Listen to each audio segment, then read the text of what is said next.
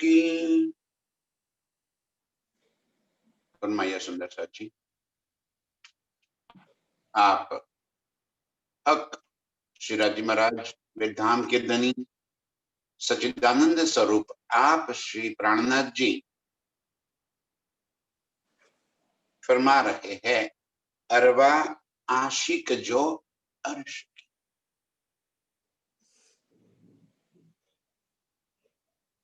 चर्चा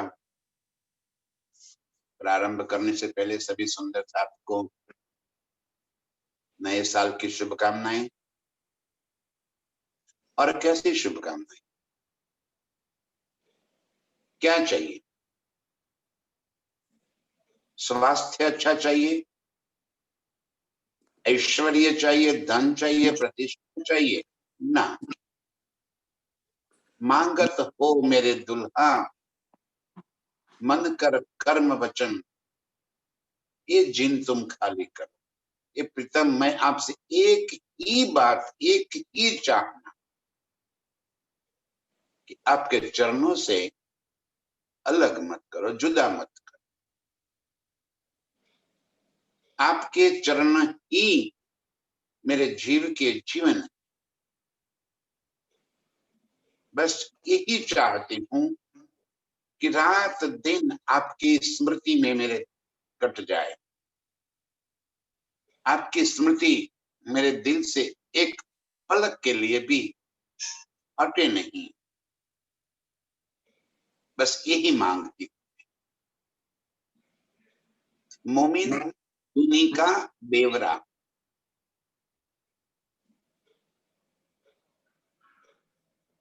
मोमिनों में और दुनिया के जीवों में क्या अंतर है, क्या फर्क है? मोमिन किसे कहते हैं?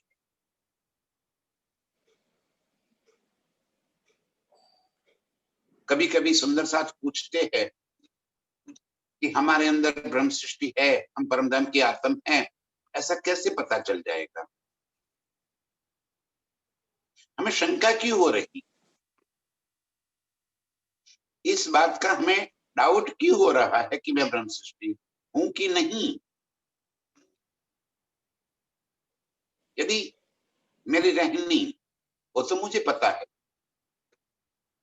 मेरे दिल की बातें मेरे अलावा और कौन जान सकता है? मेरे दिल में क्या भरा है वो तो मुझे ही पता है। कि मेरी कामनाएं, मेरी चाहनाएं मेरे प्रीतम है कि संसार है? क्या प्रीतम के वास्ते दिल में कभी कोई एक तड़प उठती हो, एक कसक उठती हो कि मैं कौन हूं और क्या कर रही हूं यहाँ पे? ये जो कुछ भी ऐश्वर्य है उससे मेरा क्या मतलब है, मेरा क्या लेना देना है, मेरा क्या संबंध है?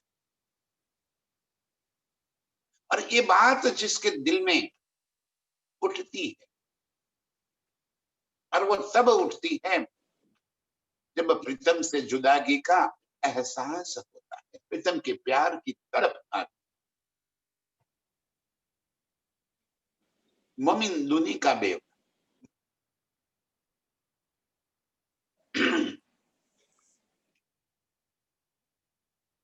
साथ माहे सैया दाम की ईमान वाली सिरदार, सो धन दाम को तोलसी करसी दृढ़ निर्धार।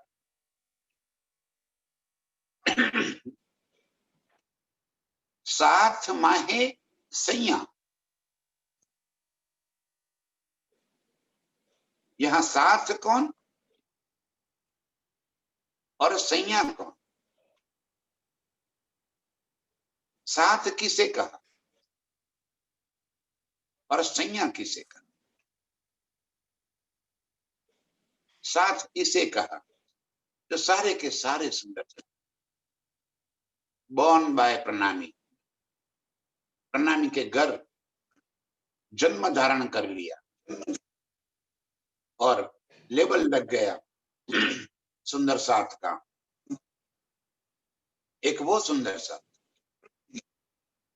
एक शादी ब्याह करके सुंदर साथ के घर आए, वो सुंदर साथ।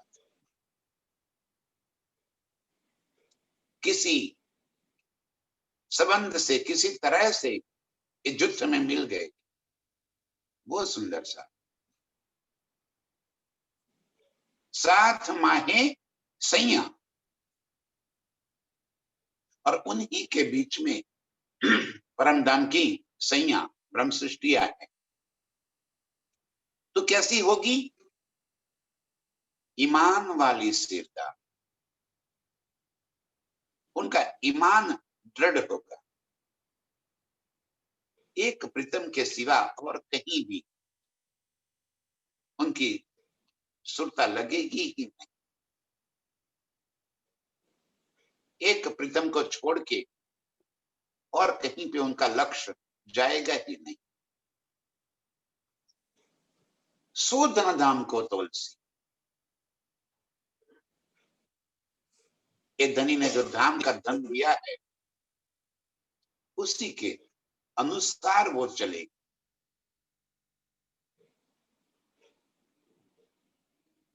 दृढ़ निर्धार कर देगी कि ये सारा धन मेरे वास्ते है, मेरे लिए है।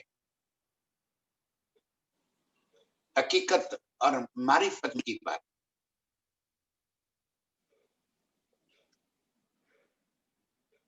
ये हकीकत और मारिफत की बातें मुश्किल नहीं है। हमें मुश्किल इस वास्ते लग रही है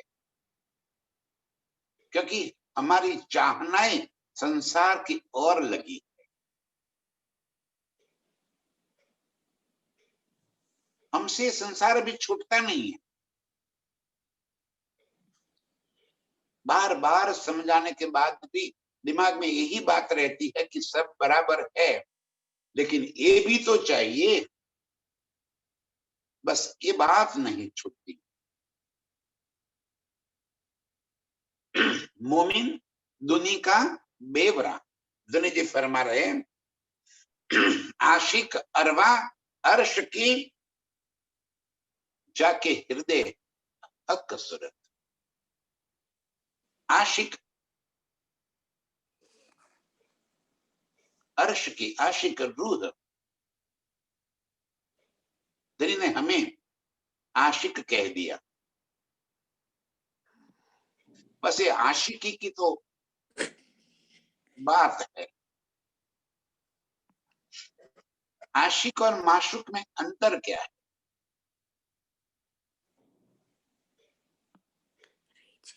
जो चाहने वाला है वो आशिक है,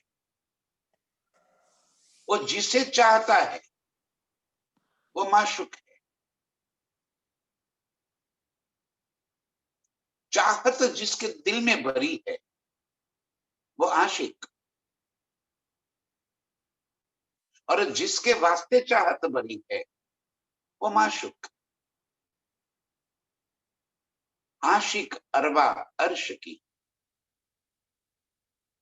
रूह किसकी आशिक होगी? अर्श, मेरे प्राण प्रीतम की, मेरे प्राण वल्लभ की, उसकी आशिक। आशिकी में कुछ न बचे अपने पास, सब कुछ न्यौछावर हो जाए, ये आशिकी। आशिक रूह ये है जिसके दिल में प्रीतम के सिवा और कुछ भी न बचे।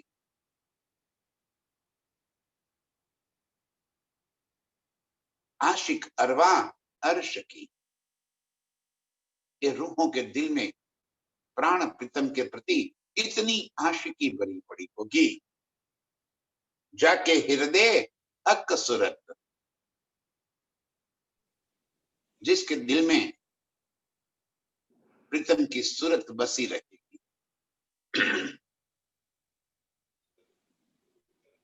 जिसकी स्मृति में प्रीतम का स्वरूप ही बसा होता है।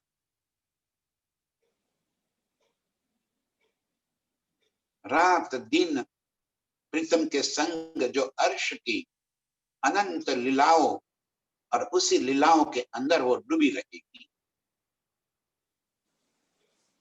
हर पल प्रीतम के संग की हुई लीलाएं उन्हें याद आए।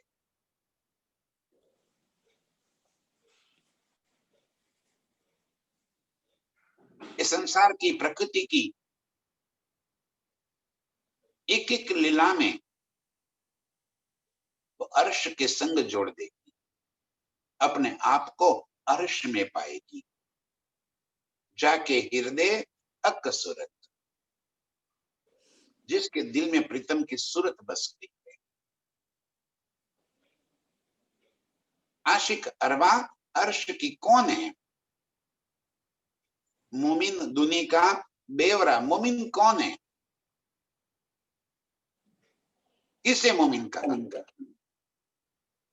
आशिक अरबा अर्श की, जाके हृदय हक सूरत, जिसके दिल में मेरे प्रीतम का स्वरूप बसा हुआ है, वो आशिक है।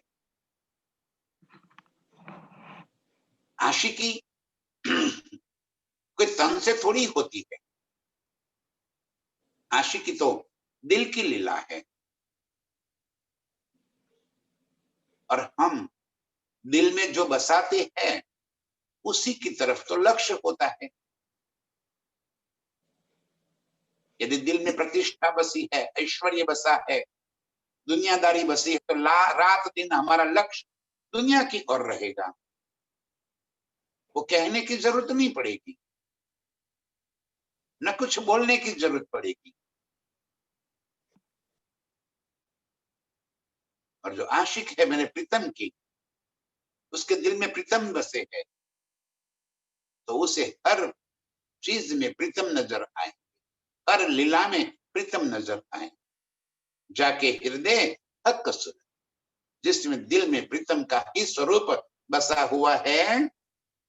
निमखन न्यारी हो सके महबूब की मुराता।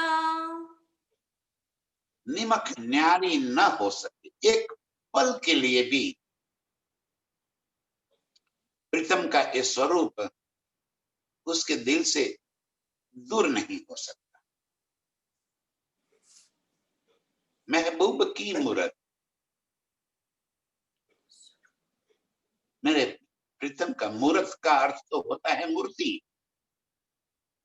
यहाँ मूर्ति तो है नहीं, यहाँ मूरत है मेरे प्रीतम का स्वरूप। मेरे प्रीतम के संग की हुई लीला एक पल के लिए भी उसके दिल से अलग न हो सकेगी। निमक न्यारी न हो सके। खाते पीते उठते बैठते सोवन सुपन जागृत, दम ना छोड़े माशूक को, जाकी असल हक निस्बत।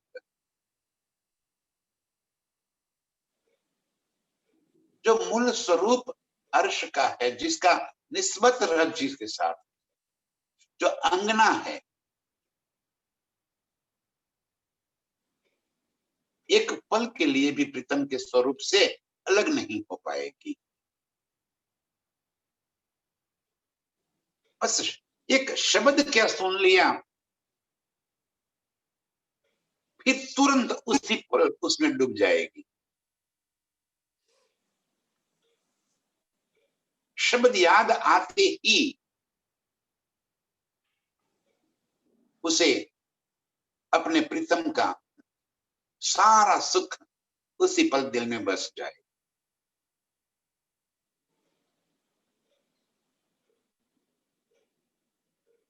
इस संसार के एक शब्द सुनते,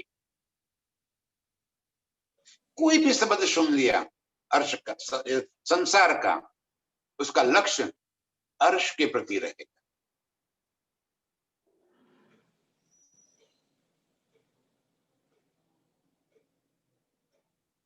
वो अपने प्रीतम से न्यारी हो ही नहीं सकती। उन्हीं के अंगना भाव होने की वजह से, उन्हीं की अंगना होने की वजह से उसी अंगों के संग वो खेलती रहेगी, उसी में डूबी रहेगी। निमक न्यारी न हो सके महबूब की मूरत, मेरे प्रीतम का स्वरूप एक पल के लिए भी उसके चित्त से अलग नहीं हो सकता। और न पावे पैठने इत बका बिच खिलवाता। और अर्श के इस खिलवत खाने में, खिलवत खाना मतलब क्या है? किसी कोई स्थान विशेष को खिलवत खाना नहीं का। खिलवत खाना वो है जहां मैं और मेरे प्रीतम लीला में डूबे हैं, वो मेरा खिलवत खाना। अर्श के 25 पक्ष मेरे खिलवत खाना है, जहां मैं और मेरे प्रीतम है, जहां मेरे और मेरे प्रीतम के अलावा और कोई हो ही न सके, वो मेरा खिलवत खाना है। तो वहां पे और कौन बैठ सकता है? मेरे प्रीतम की अंगना, और वो मैं, तो मेरे सिवा मेरे प्रीतम के संग और कौन रह सकता है? और न पावे पैठने इत बका बिच खिलवत, अर्श के इस खिलवत खाने में और कोई नहीं बैठ सकता, क्योंकि ये मेरी लीला है, मेरे और मेरे प्रीतम के बीच की लीला है, ये मेरी एकांत की लीला है।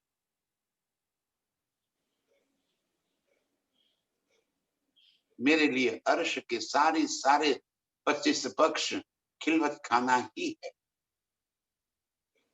पांचवी बोम रंग पर वाली भी मेरा खिलवत खाना है, तीजी भोम भी मेरा खिलवत खाना, मूल मिलावा भी मेरा खिलवत खाना, रंग महल के एक एक मंदिर मेरा खिलवत खाना है।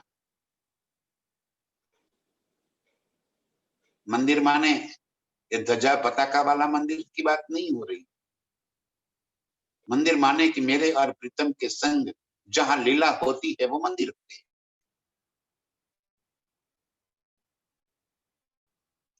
फुलबाग नुरबाग भी मेरा खिलवत खाना है, वहीं के फवारे कुंज लताएं भी मेरे लिए खिलवत खाना है, बट पीपल की चौकी मेरे लिए खिलवत खाना है, पुखराज पहाड़ के अनंत मौलाते मेरे लिए खिलवत खाना है, मानिक की अनंत मौलाते मेरा खिलवत खाना है। अरे जहां मैं प्रीतम के संग लीला करती हूँ वो एक एक स्थान मेरा खिलवत खाना, और कोई न बैठ सके बिच बका खिलवत। और उस खिलवत में और कौन जा सकता है? मोमिन दुनी का बेवरा। ये दुनिया के जीवों के लिए ये सुख नहीं है।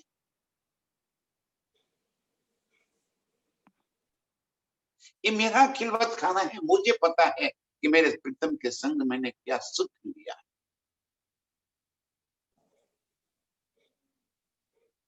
किस कदर प्रीतम ने मुझे ये सुख दिया है, ये बातें मेरे सिवा और कौन जान सकता है। और कोई न बैठ सके बिच बका खिलवत, इस खिलवत की लीला में और कोई नहीं प्रवेश कर सकता। बकार्श अजीम में कौन आवे बिना निस्बत। प्रीतम की अंगनाओं के सिवा और कोई इस लीला में प्रवेश नहीं कर सकता। बका अर्श अजीम, ये अखंड परमधाम के अंदर निस्बती रूहों के सिवा कौन है निस्बती रूह? मेरे सिवा और कोई नहीं जा सकता। ये सुख मेरा है, ये जब तक प्रीतम के संग मेरा पना नहीं आया तब तक इस सुख की लज्जत नहीं आएगी। निस्बत मेरी है और खिलवत भी मेरी है। खिलवत में तो मेरे सिवा और कोई हो ही नहीं सकता।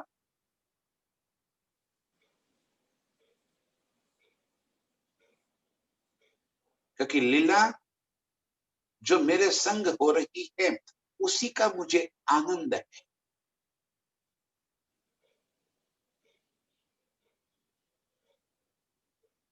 और सारी लीला धनी जी मुझे सुख देने के वास्ते कर रहे हैं। ये मेरी खिलवत है। मैं बहुत बार समझाया कि कोई भी लीला में 3 पार्टियां होती है।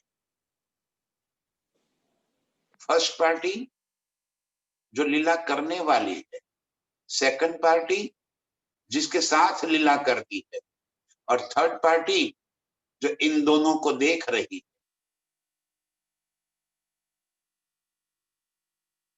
तो खिलवत में लीला में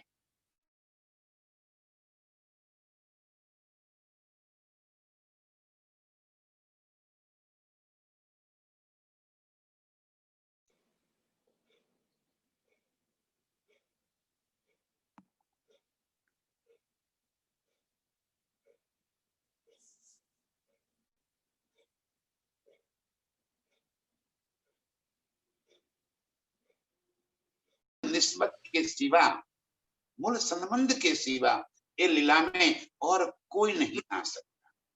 ये मेरी खिलवत की लीला है।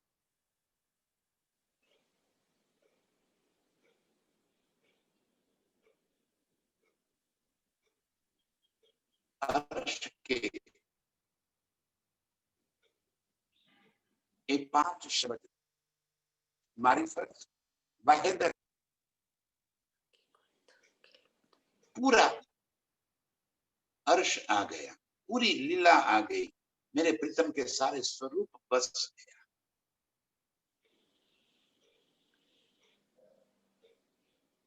इन निस्बतियों के सिवा मारिफत, हकीकत, खिलवत और वहदत का सुख और कोई नहीं ले सकता।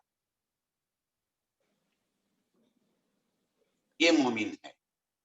ये फर्क है मोमिन और दुनी के बीच का।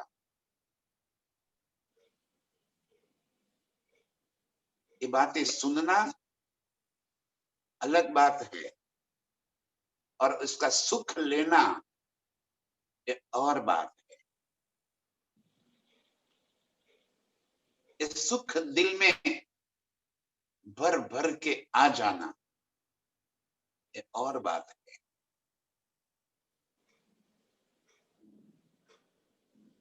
सुनकर उस लीला में डूब जाना है। खाली सुना तो वो तो लग रही चाम और उसमें डूब गए, तब रूह पहुंची अर्श में। कहनी सुननी गई रात में, अब आया रहनी का दिन। रहनी रूह पहुंचा वही, कहने लग रही चाम। ये कहने सुनने की बात पूरी हो गई। अब चितवन से इस लीला में डूबना ये हमारी रहनी।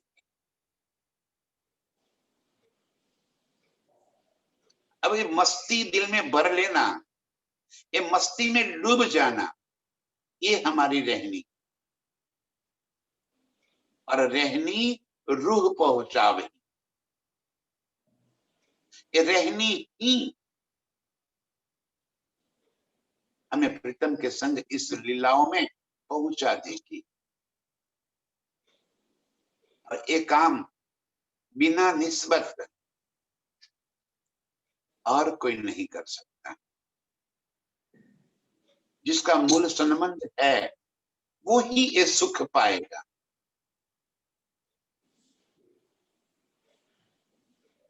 ये this is not my choice, एक पसंद कर ले कि मुझे भी अर्श का सुख लेना है और मिल जाए,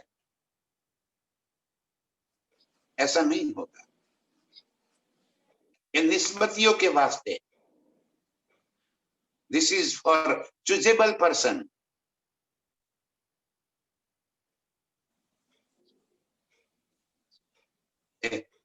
सिर्फ और सिर्फ निस्बती रूहों के वास्ते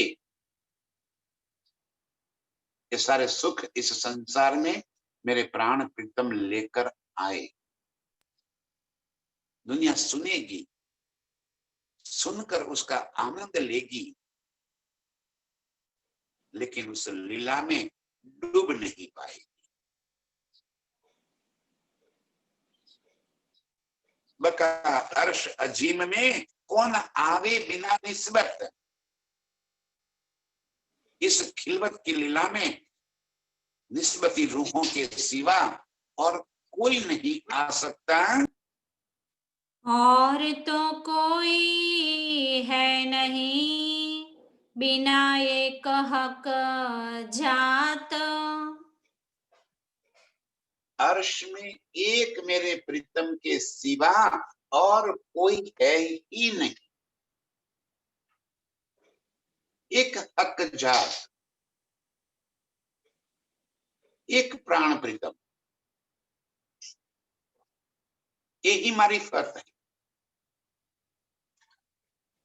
अर्श में और कोई नहीं, एक हक जात,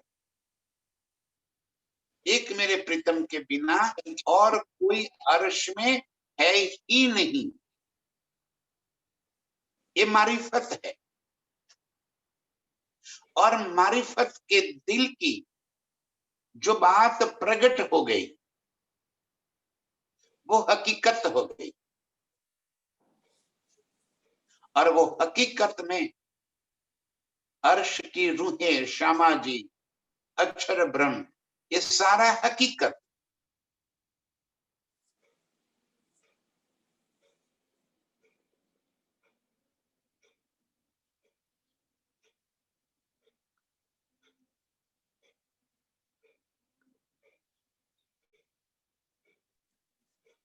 वो अलग नहीं हो सकती। जैसे मेरे अंग, मेरे ये हाथ है, ये हाथ की उंगलियां है, नाखून है, पहुंची है, काड़ा है, कोहनी है, मच्छे है, बाजुए है। ये एक ही अंग का अलग अलग पार्ट है, लेकिन है तो मेरा अंग ही। मैं मुझसे अलग नहीं हो सकता। ये हक जात,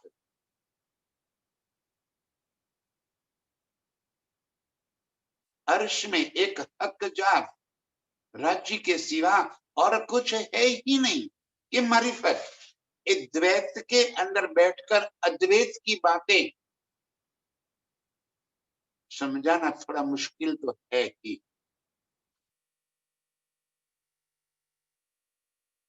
कैसे समझा? यहाँ के दृष्टांत ही तो देना पड़ेगा।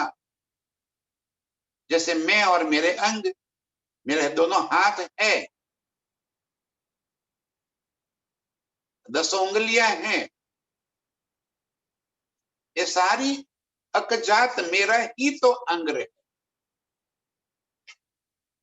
जहां हक कह दिया वहां पूर्ण स्वरूप, जहां हक जात कह दिया वहां राज्य का ही अंग, अंग रूप अंगना लीला के वास्ते जो राज्य का दिल का स्वरूप प्रकट हो गया, जहां लीलाएं प्रकट हो गई, जहां मेरे प्रीतम लीला में प्रबुद्ध हो गए, ये हक जात। अद्वैत को इसके सिवा और किस शब्दों में कैसे समझा? और तो कोई है नहीं बिना एक हक जात, अर्श में मेरे प्रीतम के सिवा और कोई तो है ही नहीं। एक मारिफत, और जब वो मारिफत के दिल के सारे भाव प्रकट हो गए, अनंत लीलाएं जो मेरे प्रीतम के दिल में भरी थी वो लीलाएं प्रकट हो गई, तो वो हकीकत, हकीकत में अब कौन है? जात माहे हक वाहिदत, हक हादि गिरो कहलात। जात माहे हक वाहिदत, जहां राज्य का दिल प्रकट हो गया, और जब वो प्रकट स्वरूप हो गया तो वो प्रकट स्वरूप में हक हादी और रूहें कहला। जो मारिफत हकीकत में प्रकट हो गया तब हक हादी और रूहें एक ही स्वरूप है, अलग नहीं है।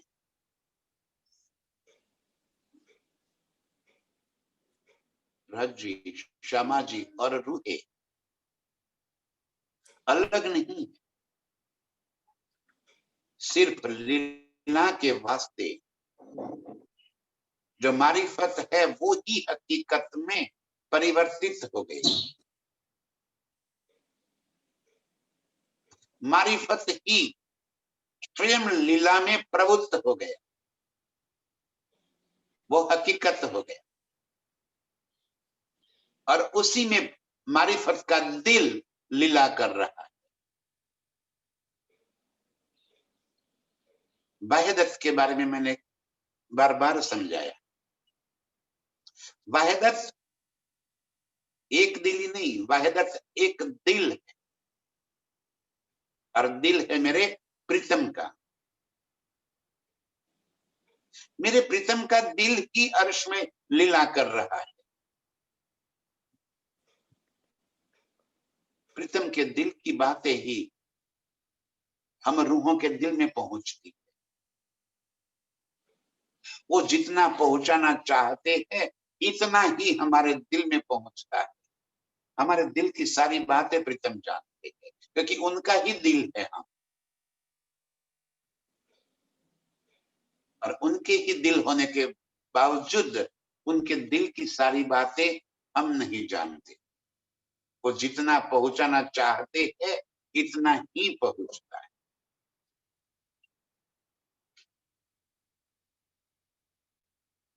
और इसी बात को प्रीतम यहाँ पे खेल के अंदर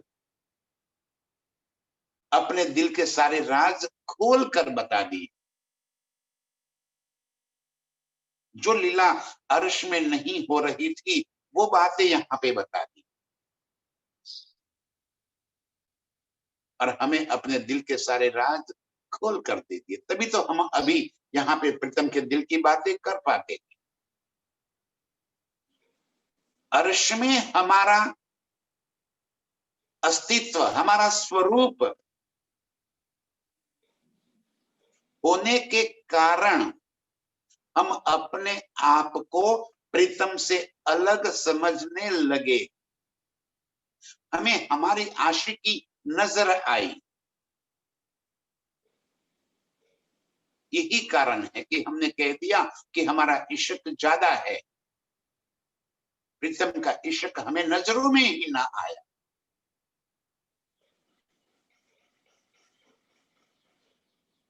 अब इस इल्म से, इस हुक्म से प्रीतम ने अपने दिल के राज हमें बता दिए। तब हमें प्रीतम का इश्क नजर आ रहा है।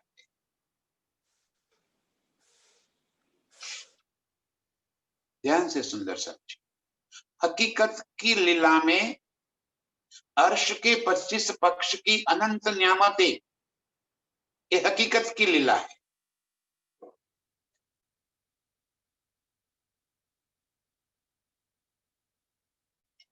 वहदत की लीला में हक, हादी और रूहें,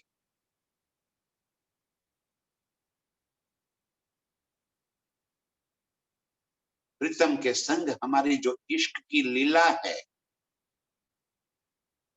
खिलवत और खिलवत में वहदत, हकीकत का सुख लेने वाली हकीकत खिलवत में हो गई, खिलवत में वहदत लीला कर रही।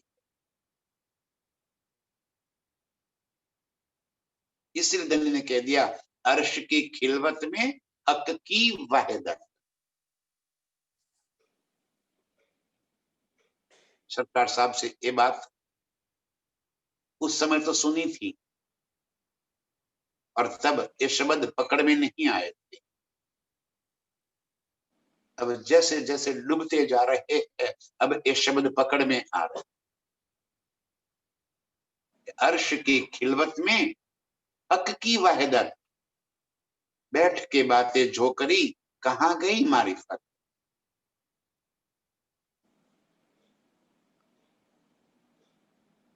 फिर एक बात ध्यान से समझ लीजिए, मारिफत मेरे प्रीतम का ही स्वरूप,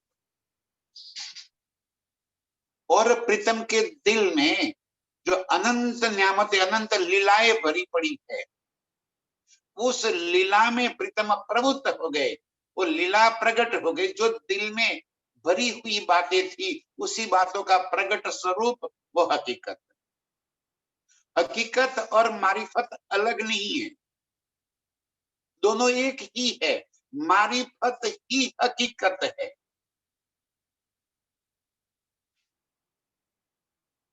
मारिफत माने राज्य ही, हकीकत माने अर्श की सारी न्यामतें है।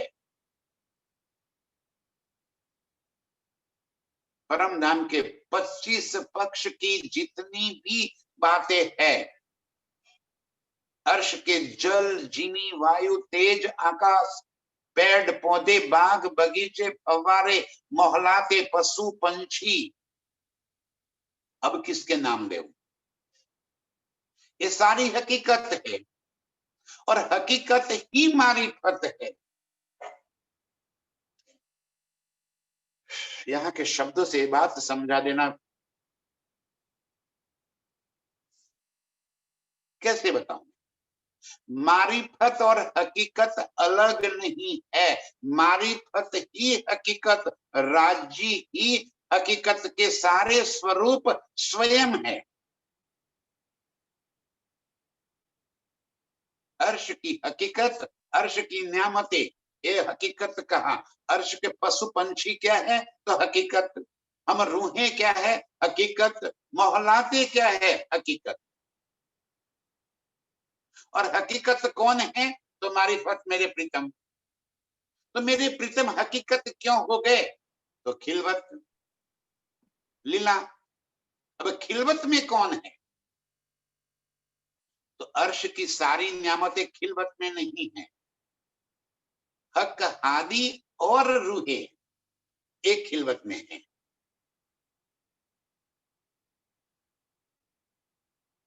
हक, हादी और रूहों के बीच की लीला ही खिलवत है। मतलब वही प्यार की लीला तीनों के बीच की है। अर्श की सारी न्यामतें एक खिलवत खाना है, खिलवत के लीला के लिए है।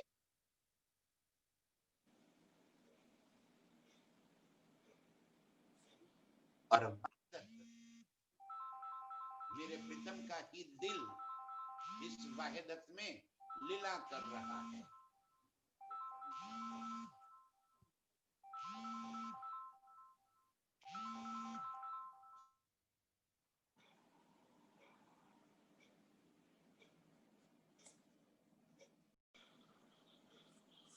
और न पावे बैठने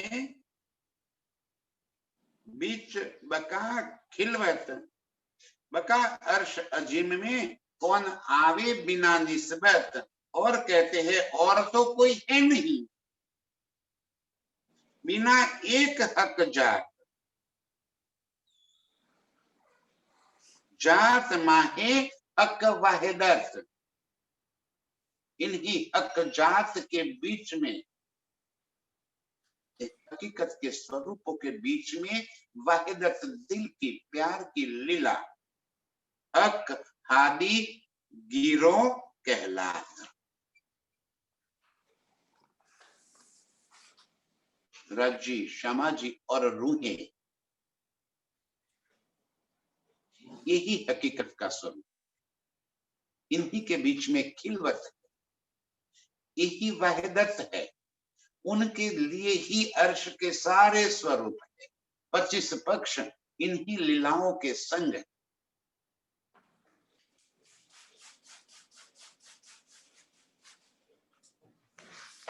ये बात आपके दिल में कैसे बैठा हूं। इन शब्दों को पकड़ लीजिए सारी बात सारी उलझने मिट जाएगी सारी बात समझ में आ जाएगी। मेरे और मृत प्रीतम के बीच की एक रूपता जुदागी रहेगी ही नहीं। तब एक रूप एक तन एक दिल ये हो जाएंगे हम। तभी तो दिल में प्रीतम बस जाएंगे ना। तभी एक पलक के लिए भी जुदागी नहीं होगी। तो रात दिन अर्श में डूबे रही। जब हमारी निस्बत हमें समझ में आ जाए बिना निस्बत को समझे कभी भी ये बात समझ में नहीं आएगी क्योंकि ये निस्बतियों के वास्ते है। जब मेरी और मेरे प्रीतम की निस्बत मुझे समझ में आ जाएगी अर्श की सारी बात समझ में अर्श जैसा है वैसा नजरों में बस जाए तब कोई उलझन नहीं रही। चितवन में तब प्रीतम के संग हम डूब जाएंगे वो मस्ती चढ़ जाएगी। फिर एक बार और तो कोई है नहीं बिना एक हक जात। अर्श में प्रीतम का मारिफत का ही स्वरूप हकीकत में हक जात के रूप में लीला कर रहा है। और हक जात माहे हक वाहिदत। इन्हीं हक जात के बीच में मेरे प्रीतम का दिल जिसकी वजह से ही सारी नियामतों के संग प्रीतम के दिल की बातें होती है। हक हादी गिरो कहलात। हम रूहे ही वहदत का स्वरूप है। हम रूहे ही वो हकीकत का स्वरूप है। हम रूहों के संग ही खिलवत की लीला है। वो हम निस्बत है हमारी ये निस्बत। हक हादी और रूहे तो क्या अर्श की अनंत नियामतों के संग प्रीतम की लीला नहीं है। क्या पशु पंखियों के संग प्रीतम की लीला नहीं है। अरे प्रीतम स्वरूप वो स्वरूप ही प्रीतम का है और जो हम रूहों को रिझाने के वास्ते ये बातें धनी जी हमें यहाँ पे समझा रहे हैं। वस्त्र बुखना पहर के मेरे दिल में बैठे आए। वस्त्र भूखन पहन के अर्श का श्रृंगार कर। कैसा श्रृंगार चित्त चाहे इश्क का श्रृंगार है। ये श्रृंगार ही इश्क का है। ये श्रृंगार ही प्यार का है। और इस श्रृंगार में तो बस रिझना और रिझाना होता है।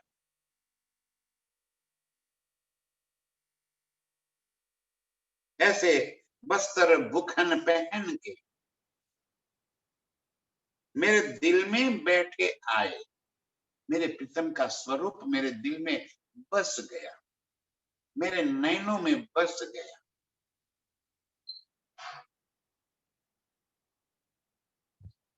बस चारों तरफ मेरे प्रीतम का ही स्वरूप मुझे नजर आवे। प्रीतम के सिवा और कोई बात नजरों में ही न बस जाए। इस कदर मेरे प्रीतम का स्वरूप मेरे दिल में बस गया है। हके सोई किया अर्श अपना, रूह टुक टुक होए बल जाए। और इसी तरह हके सोई किया अर्श अपना, उस दिल को प्रीतम ने अपना अर्श बनाकर उसमें आकर बैठ गए। जिस दिल में मेरे प्रीतम का स्वरूप बस गया वही तो अर्श हो गया। अर्श कोई अलग थोड़ी है। आगे प्रीतम ने यही कह दिया कि अर्श है क्या? प्रीतम का ही तो दिल अर्श है, प्रीतम का ही तो स्वरूप अर्श है। अर्श कोई अलग थोड़ी है।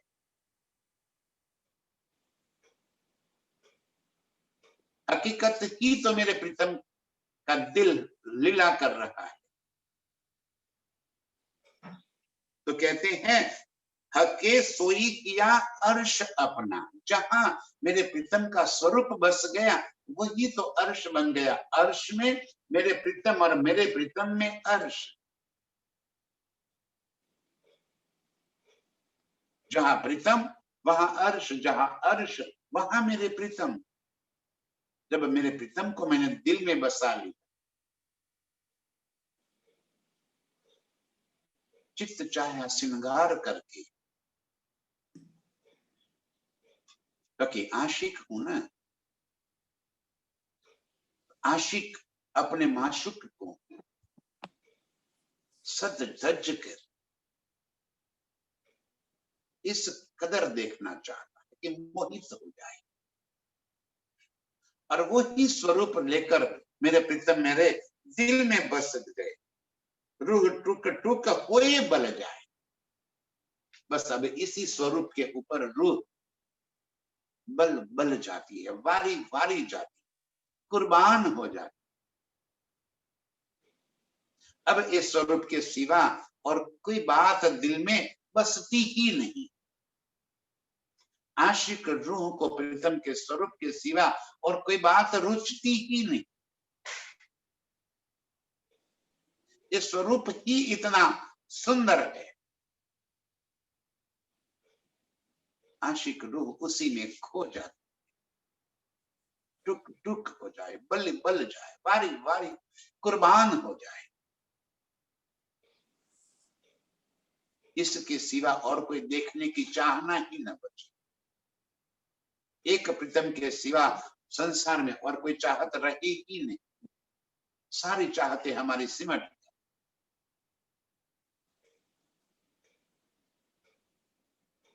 एक टुक टुक होना, एक कुर्बान होना, एक वारी वारी जाना है कि मेरे सारे गुण अंग इंद्रिया बस एक प्रीतम की चाहत में ही लग जाए। जित देखो तित मुझे मेरे प्रीतम ही नजर में आए।